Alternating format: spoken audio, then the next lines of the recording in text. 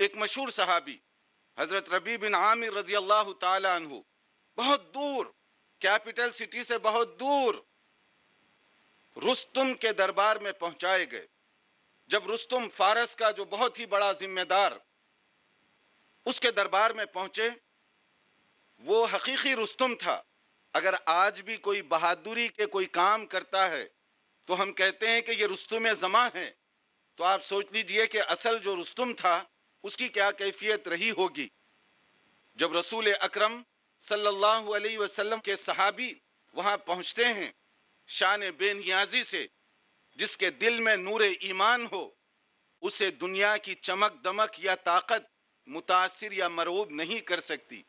جب وہ وہاں پر پہنچتے ہیں، رستم نے بڑا نفسیاتی وار کیا، سائیکالوجیکل، کہا کہ شاید یہ پھٹی پرانی حالت، یہ ٹوٹی تلوار تمہیں مجبور کی ہے کہ یہاں تک آؤ، کیا مقصد ہے تمہارے یہاں آنے کا؟ وہ صحابی رسول تھے جو رسول پاک صلی اللہ علیہ وسلم سے براہ راست فیض پانے والے تھے۔ انہوں نے کیا جواب دیا؟ حضرت ربیع بن عامر رضی اللہ عنہ نے کہا، سنو ہمارا مقصد کیا ہے۔ 3 جملوں میں تمام اسلامی دعوت کا نچوڑ اور خلاصہ انہوں نے پیش کر دیا۔ فرمایا، لِنُخْرِجَ النَّاسَ مِنْ عِبَادَةِ الْعِبَادِ إِلَىٰ عِبَادَةِ رَبِّ الْعِبَادِ۔ ہمارا ایک بنیادی مقصد یہ ہے کہ لوگوں کو انسانوں کی عبادت سے نکال کر انسانوں کے رب کی عبادت کا راستہ دکھائیں۔ اللہ تعالیٰ نے اس پیشانی کو مقدس بنایا۔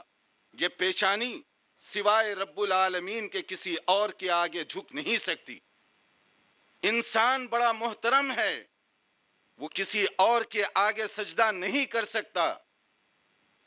اور وَمِن ضِيقِ الدُّنْيَا إِلَىٰ سِعَتِهَا وَالْآخِرَةِ، دنیا کی تنگنائیوں سے نکال کر دنیا کی وسعتوں کی طرف ہمیں راستہ دکھایا گیا۔ تم کیا جانتے ہو کہ دنیا کیا ہے؟ تمہیں کیا معلوم کہ دنیا کی وسعتیں کیا ہیں؟ آؤ ہم تمہیں بتائیں کہ دنیا کسے کہتے ہیں اور آخرت کی کامیابی کیسے ممکن ہو سکتی ہے۔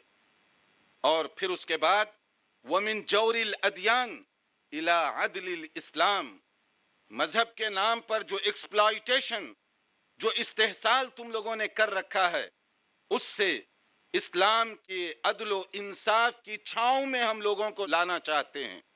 یہ 3 جملوں میں انہوں نے اسلامی تعلیمات کا گویا کہ خلاصہ پیش کر دیا۔